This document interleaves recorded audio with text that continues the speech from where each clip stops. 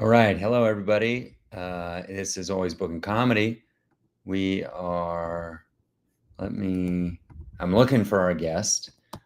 Send them the link and we'll see what happens. I'll just talk for a little bit.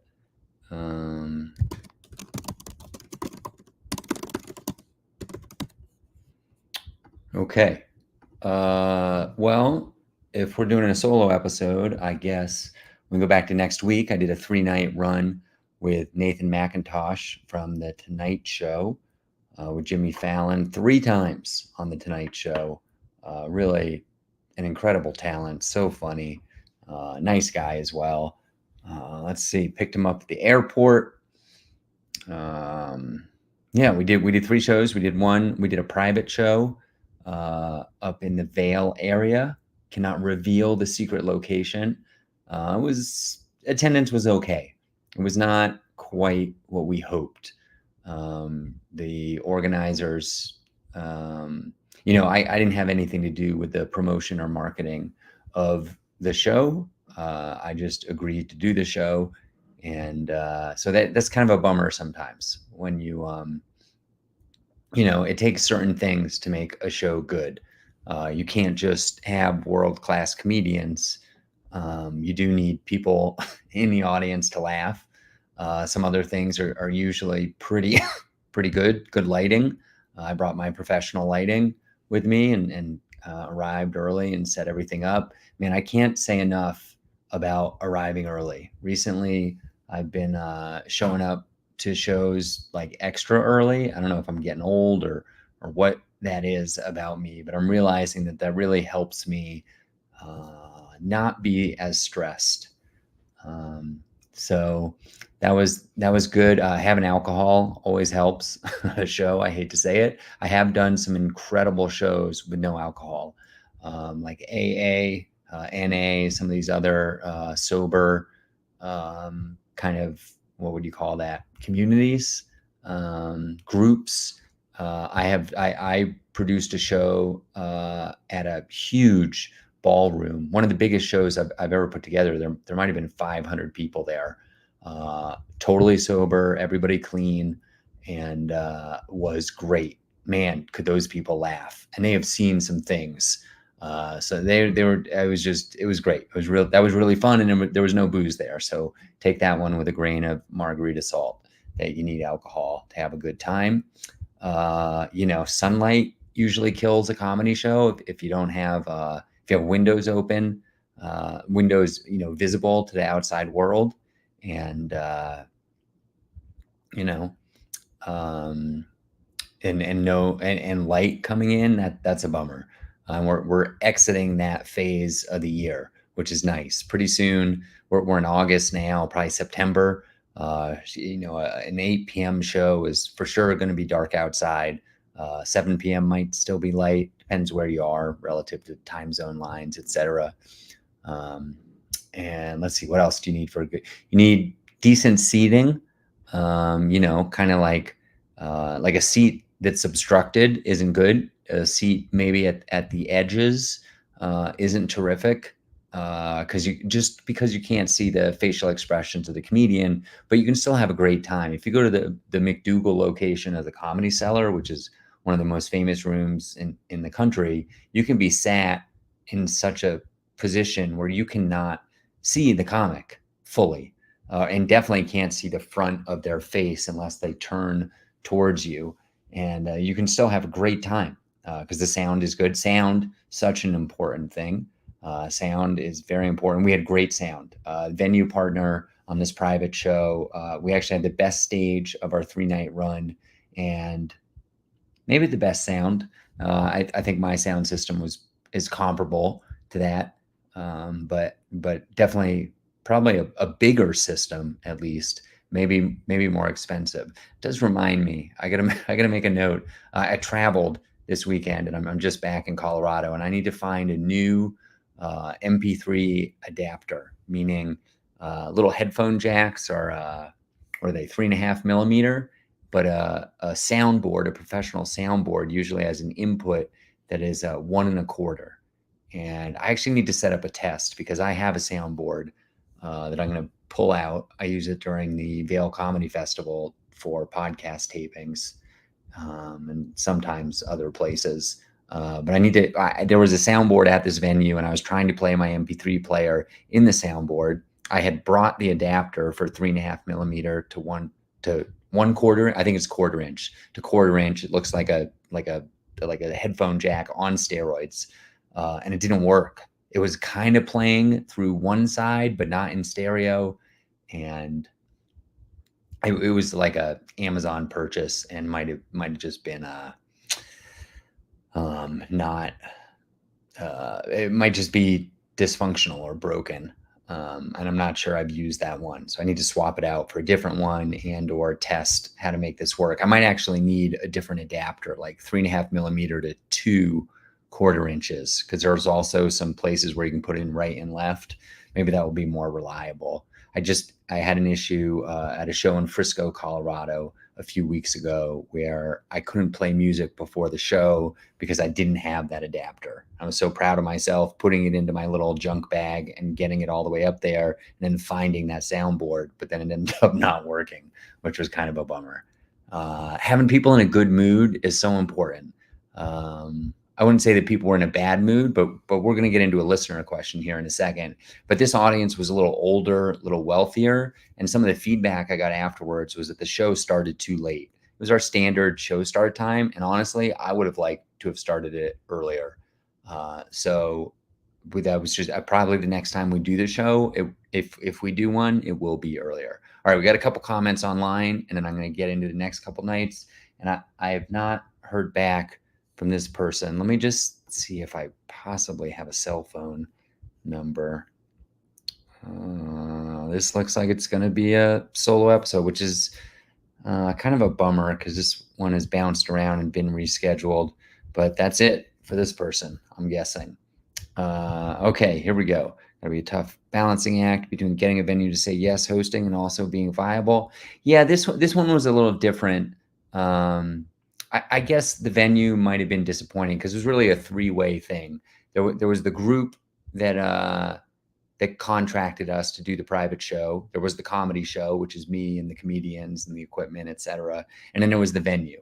And the venue I kind of called in a favor to get the venue, and they were excited to do it. I think because they were going to get some drink sales out of it, some business on an off night. It was a Tuesday night, and I didn't get this feedback directly, but I wouldn't be shocked if they were a little disappointed in the overall drink sales, just because we had a smaller attendance than we originally anticipated. So kind of a bummer. 3 different ways. The people who contracted it would have liked to have seen more people. The people 4 different ways. The people in the audience, I surveyed them, and several mentioned that they wished more people had come out to the show. And I agree with that. It would have been more fun if we had, it wasn't like there were 3 people. There were enough people to have a show. It just could have been really fun given the quality of the comedians. It was me, a guy with a half hour on Comedy Central Presents, and then a third comic has been on the Tonight Show with Jimmy Fallon 3 times, on Conan and Colbert. You don't get a much better lineup than that. So I was saying that there are 4 groups. What was it? Audience, comedy show, the group that organized it, and the venue. Yeah, the venue would have liked to have seen more people, but for the people who did show up, they got to see that space. It was a beautiful space. Maybe they'll come back for dinner there sometime or for drinks. Who knows? So I'll talk about 2 more shows, maybe think about some lessons. If anybody online has questions, I'll answer them. And then this will probably be a short solo episode because I don't think my guest is going to show up. Here's something exciting. Tomorrow, I have a scheduled taping with somebody who is booked cruise ship. Oh, look at that. And here is our guest, just about as we were about to give up. All right, here we go. Please do not give up. Can you hear me, sir? Yes, I can hear you. Can you hear me? I can hear you. Amazing. We got about 20 minutes. Let's jump right in. TJ, are you in New York City? Is that I am in New York City. Yes, sir. Amazing. Are you originally from New York, or are you from the Pacific Northwest because of how I got introduced to you? No. I met Lynette in the Pacific Northwest because we're doing a room in Tacoma, and she was recommended to me as somebody to feature for me. She was great. But Amazing. no, I live in New York, born and raised in Haiti, in Okay. the Caribbean. And I started doing stand up in New York. So I'm Haitian, but I guess I would say I'm a New Yorker by Nice. virtue of where I do comedy. Yeah. Amazing. Where's your favorite place in the country to do comedy? Ooh, that's tough. I mean, I would be biased and say the Northeast. The Northeast. Okay. New Yeah. York, not like Yeah, Maine New or York. No, definitely not Maine. okay. Have you been? I have. I've done shows in Portland and a little town called Lewiston in Maine. Yeah, yeah. Great Falls Comedy Club? No, that's not where No. I was. I was Oh. at where was I in Lewiston? It was a bar that had a show in the Lewiston back is of where it. they had that shooting, I think. Lewiston is famous. Yeah, Yeah, yeah. yeah. Sadly, they're kind of Yeah. known for that. That's a bummer. The Great Falls Comedy Club is in Auburn, and it's like Yes. Lewiston, Yeah. Auburn are right next to each other. Hmm. They call it LA. How do you know so much about Maine? Well, I did that comedy club. That's about you. You hit my entire knowledge of Maine right there. I know Portland and I know Lewiston. And the other thing is, I work with a headliner sometimes, and we're doing this show on Wednesday, 2 nights from now. Ben Roy, Comedy Hmm. Central, had a TV show on True TV, then went to HBO Max. He grew Yeah. up near Lewiston, Auburn, and he talks Cool. about being on stage. Super funny guy. Right. Well, oh, So you're not missing much. There isn't too much more to know yeah, yeah, about yeah. Maine. Lots of mosquitoes. And some It's a weird, like it's in the north, right? But it feels rednecky when you go to certain parts. yes, yes. People, That's well, right. that's Yeah. what Ben Roy jokes about. He's like, a lot of people think that Maine is lighthouses and lobsters, but there's a lot of inner Maine, not close to the coast, that isn't very nice. 100%. Yeah, I Yeah, felt some of it for sure. yeah. I apologize. Oh, it's okay. Uh, I accept your so apology. yeah. Where do you like to work in New York? Are you, I assume you're in the Uh, city. when I'm in the city, I do most of the clubs. I would say the home club for me right now would be Gotham Comedy Club. I work at the Cellar. I work at Gotham. I Okay. work at Eastville Comedy Club. That's a club where I came up when I was an open micer. Hmm. Uh, but I pretty much do all the clubs in New York. I do New York Comedy Club. I do West Side Comedy Club, which is kind of a newer club on the Upper West I know Side, that one, the started basement by of the the Mexican yeah, yeah, restaurant. it's lovely. So Yeah, there's yeah. there's a lot of places to get up and do comedy in New York, and I appreciate and enjoy all of them for each, and they each have their own Each has a characteristics. So different it's mhm. benefit. What do you like the most about Gotham? Oh, Gotham. Well, it's welcoming to me because it's the place where I have my first real comedy story. You know, Oh, when you're let's doing hear it. You comedy got a for a good while, story? and Let's hear then it. yeah, yeah, Gotham. I was doing an audition there for this show that used to be called Stand Up Comedy Live, but they changed it to Gotham Comedy Live, and it was on the channel was called Access TV. I don't know if you're Okay. familiar with that. Yeah, Yeah. yeah, I am. So I was doing an audition for that show, and I went up, did my 10-minute set, had a good time, felt good. I was like, okay, hopefully I get this thing because that was a good set. And then after I got off, the host went up and he goes, ladies and gentlemen, one of the reasons you come to Gotham Comedy Club is because you never know who might pop in. And tonight you're in for a treat. Please welcome to the stage, Jerry Seinfeld. And the crowd goes nuts. Amazing. Everybody's losing their mind. People are crazy, like a full blown, maybe 60-second applause break, just crazy. And Jerry gets on and he starts doing his thing. And at the end of he has a very regular set. He works on some jokes, some old jokes, and a couple of new ideas. And then at the end of the set, he likes to do this where he talks to the crowd and he goes, "Do you guys have any questions? I'll answer whatever you want, blah, blah, blah." And then at some point he says to the crowd, "Who would you guys like to see on the next season of Comedians in Cars Getting Coffee?" Get out of here. And I had a crazy friend in the audience, and she yells out my name. She goes, "TJ."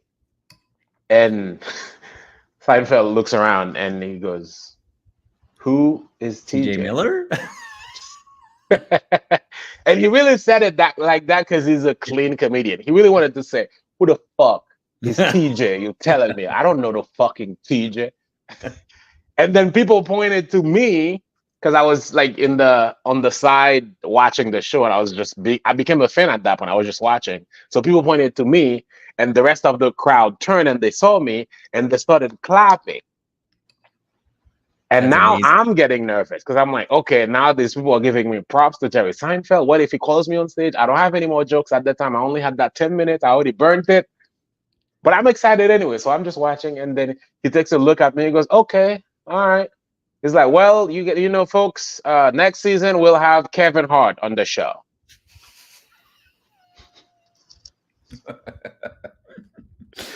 He took a look at me and he goes, well, we'll have a more famous black person. How about that? Your wishes cannot come true. I don't know this guy, but we'll have another one that you already know and love on Comedians in Cars Getting Coffee. So that was my first like big showbiz. So I was like, oh fuck, they made Jerry Seinfeld say my name and then he made fun of me. That was really cool. That's so cool. That's amazing. Yeah. Let me ask you about doing comedy and being from Haiti. Hmm. Do you draw an audience from Haiti? Like, do you have a strong following of Well, that's American the thing Haitian about it that's weird Haitian is Americans? Haitians are very new to the world of stand-up. They're getting Okay. into it a little bit more now. So sometimes when I'm booking, the booker or whoever it is will like be like, "Hey, who's your audience?" And I'm like, I'm not looking for. But when they say who's your audience, they want a demographic specifically. Yeah. And I go, no, I want anyone who likes stand-up to be able to come to the show. So sometimes Yeah. a booker will be like, well, we don't have a lot of Haitians in this area, so we don't know if this would be a good fit. I'm like, that's not what I want. I don't want Right. Yeah. only Haitians to come see me. Otherwise, what is the market we're working here? There's not that many Haitians in America. Is New York the most like where the highest density of Haitians are, or would it be New like York is Manhattan? number two. It would be Florida first, Okay. and then New York, New Jersey, and then Boston, Massachusetts in general. Oh, really? Interesting. Hmm. Do you And go then to you'll have little Boston little pockets a in lot? different places. Los California has a small population of Haitians. Uh-huh. There's some Haitians coming up a little bit now in Texas. A lot of Haitians moved to Houston recently. So Okay. yeah, we're a little bit all over. But it's a beautiful thing for me because I tour all over the place. I even tour in Europe. And last year I was so happy because I was doing a show in Copenhagen, Denmark. And there were four Haitians who came out to my show. So I was like, oh, I didn't That's even so know that cool. was a thing. We go so far out in the world. So it's a beautiful thing to see, man. It makes me feel good. That's awesome. That's so Yeah. fun. Um, well, so you came up in New York. It's a Hmm. very competitive scene. Oh yeah. Uh, Yeah. and you're past at a lot of clubs now. Yeah. Any advice for comics new to New York, trying to make some inroads? Well, I would say the first important thing is, and we all know this, but it can't be repeated enough. You just gotta focus on your comedy. That's the first thing. Just keep doing comedy and try to do not try to compete with other comedians that you see that are doing well. Hmm. Just try to find the best version of you that you think you can be. That's the number one thing. You just become somebody interesting when you do comedy and you leave the stage. People are like, huh, I like that guy. He was funny but refreshing. You want that to be the thing. So Sure. that's number one. And number two is you got to understand that networking and being a decent person is half of this game. You just got to know how to don't be a dick.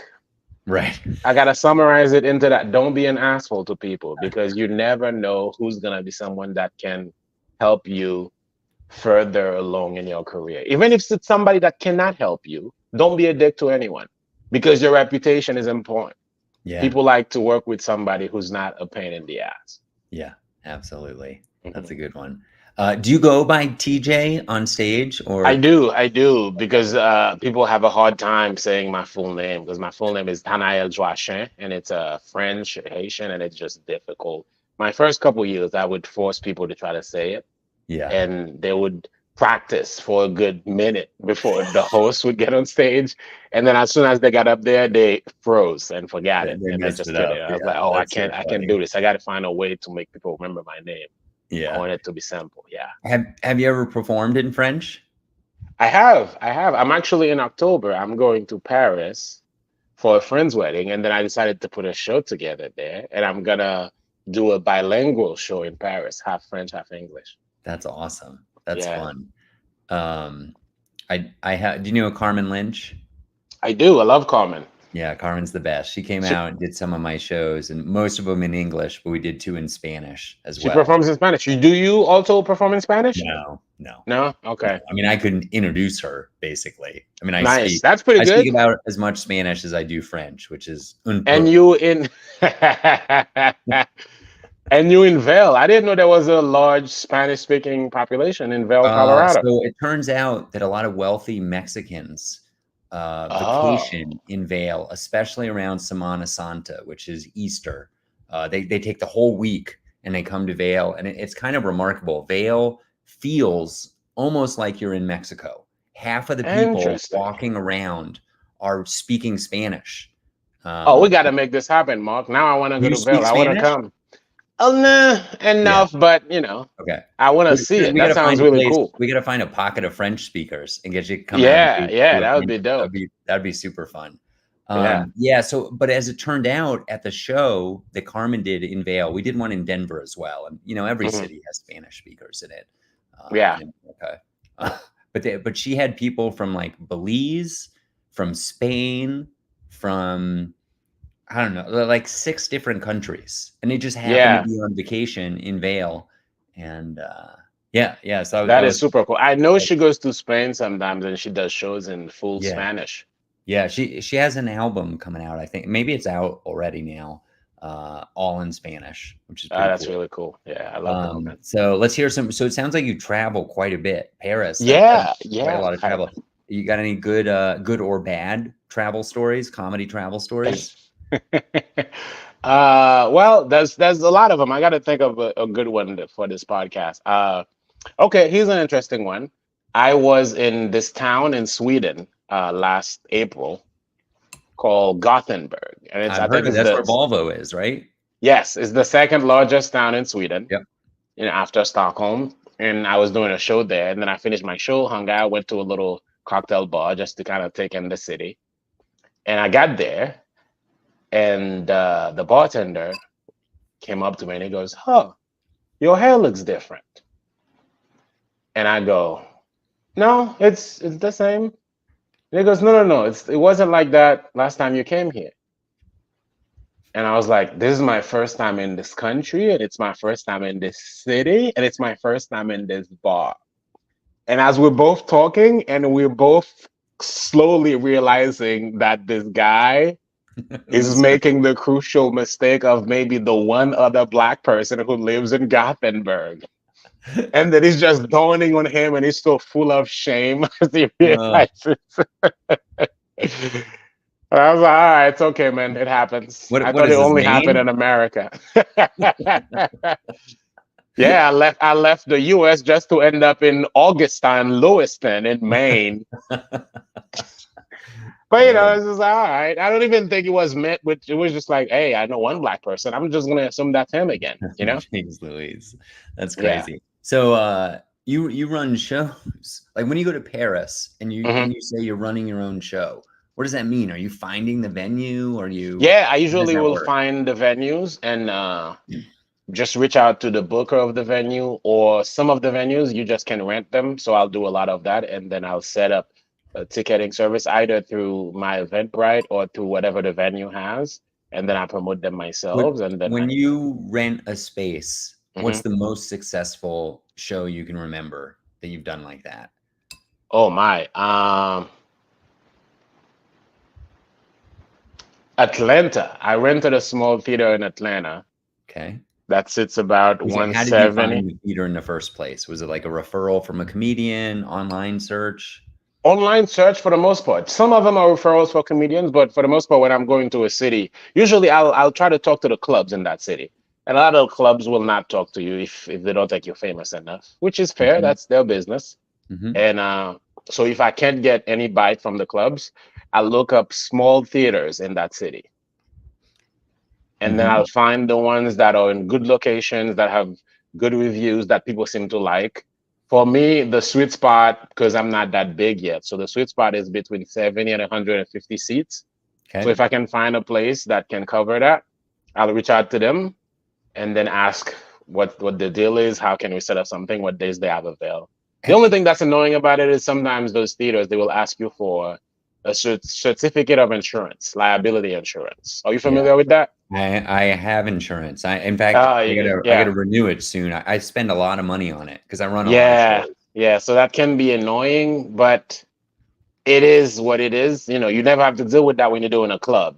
Right. But if I can do the club, and if I'm gonna pay $40 a month for insurance, so I can get 150 people to come see me, and if it works out, I'll rent the theater for, I don't know, 600, $700, and I can make 15, $2,000. I think it's worth it.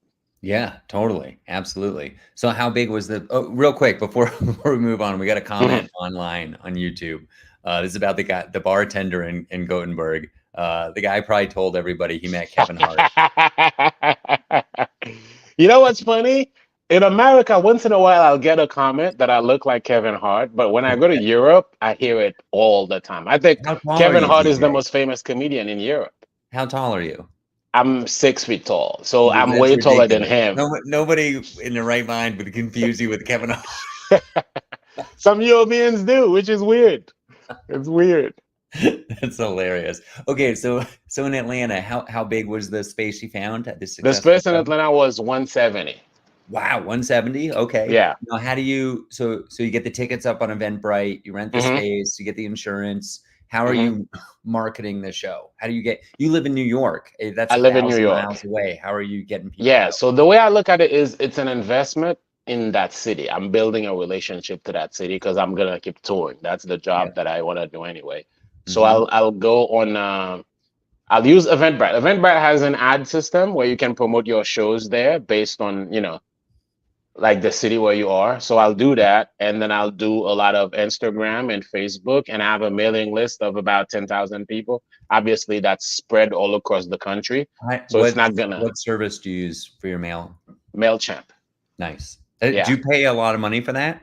Yeah. Now, every time it grows, the tier that you pay, now I think I'm paying two something a month, which is a little annoying. 200 a month? It's getting, yeah, because of the It's like sheer three number of it. thousand dollars a year. Yeah, because of the size of it. It's getting to that. Yeah. I mean, I spend a lot too. I spend over $1,000 on mine, Yeah. but it's really What do you expensive. use? Mailchimp. Okay. Yeah, Yeah. So, I have about between 3 and 4,000 okay, subscribers. that's great. Yeah. Well, keep it going. You're gonna get Yeah, to 250 a month too. yeah. I don't want to. Please, no. It's so expensive. Okay, so you mail everybody in the zip code in Atlanta, etc. And then how are Yeah. ticket sales? Did you know right away it was going to be a good show, like in terms of Based attendance, or on, did it take a yeah, while? just the way it's moving. That's also something you're learning now as a small business owner, which is what we become once we become full-time comedians. Hmm. Like the frequency of the sales will let you know how well you're gonna do in that city. Yeah. And so if like every day or so you're selling two, three tickets, that's a good pace. Because Hmm. by the time you get to the week of the show, then it's gonna bump up quite a lot. Just the habits of people are kind of the same. A lot of people like to buy tickets very late. That's Yeah. just the nature So of it. frustrating. That's the worst. That's the biggest pain in the butt in my life. Yeah. People wait until And then last you're minute. learning that summer is not a good time for comedy. I'm No, it's actually already planning for next year to take June and July off yeah. because those times are just it's too slow that it's not worth it. Hmm. Do you do any press for that show? Yeah, depending on the city. Like there's a theater that I do in Miami, which is great, and they're very involved, hands-on. They'll get me on some local TV station to go and Okay, promote their show. So that's really nice. cool. Okay, so the Um, Atlanta one, let's land that plane. So what happened? Did you sell it out? Did you get close to it sold was out? close to selling it out. Yeah. That's amazing. Like That's on paper, great. you could say it was sold out. Obviously, it wasn't fully because as a comedian, I want to stay. I want to Yes, keep the integrity. Like it wasn't I know sold that out, but game. yeah, Of there's course. 20 seats empty. You're like, it's sold out. Yes, Basically, we're of gonna tell course. people. Of course. Tickets are no Yeah, longer on sale. yeah. The show ended a week ago, but it was sold out. Tickets are no longer available. Right, right. So yeah, that did pretty well. That's awesome. That's Yeah. great. Now, how did you like formulate who hosted the show? How do you figure that out? When it's about 2 or 3 weeks before I get to that city, I'll reach out to some comedian that I know who's from that city so they can give me local recommendations. Nice. You know, because I'm in New York, I practically at this point know a comedian from almost every city in Yeah. America. So I'd be Yeah. like, hey, who in your scene is Who's your good? Atlanta connection? Right, who's coming up? Because I can't afford the thing of you travel with your own opener, which is Right. something like Yeah. rich comedians do. Sure. Or if you're a poor comedian, you're doing that, you wasting your opener's time because you're not gonna be able to pay them the money that they deserve. Right. Right. So I'm like, let me just get somebody who doesn't need to travel, and then I Yeah. can give them like a small amount of money to say thank you for coming to do my Yeah. show, and then that's it. That's awesome, man. Awesome. Yeah. All right, we got to wrap this up. Anything I didn't cover that you wanted to talk about or share? How can people find you, etc.? Oh yeah, you can find me on Instagram and Twitter, and I guess also TikTok is the same handle. It's at TJ Stand Up, and I got my tour dates on everything right now, and I'm very excited for September, October, November. I got my fall dates up, and then I'm looking to kind of wrap up the tour for 2024, and I'm starting to prep 2025. So I'm That's very much awesome. You're looking going to be forward in to it. Denver, right? What are I'm the gonna be dates? in Denver November 23rd. That's a makeup date because I was supposed to be there in July and I Okay. got caught in that big Microsoft Oh, outage. I don't know geez. if you Yeah. remember. My flight got Yeah. canceled without any Oh, man. questions. You know, that's never been happened to me with Delta because Delta is normally great, but they were Yeah. like, nope, It's this is not brutal. happening today. I just worked with Nathan McIntosh, and he had a whole Yeah, business yeah, Nathan's great. guy. Um, so okay, well, this was a great conversation. Thanks so much, TJ. Of course, Uh, man. Thank you for having around. me, and I hope we can make this work because we're Yeah, talking about let's making stick something around. happen. We'll chat right after Yeah, this. Let me yeah. say goodbye to everybody. Just to end the story before you got on, Nathan McIntosh was just in Colorado. First show was a private gig. It wasn't amazing. Next Hmm. show, good. Third show, incredible. Record capacity was so Oh, fun. that's awesome. Definitely check out Nathan online. But first, check out TJ Stand Up on TikTok, Instagram, everything, all the Yeah. stuff, Twitter. We'll see everybody next week. Every Monday night. It's always booking comedy. Uh, Let's see. Goodbye.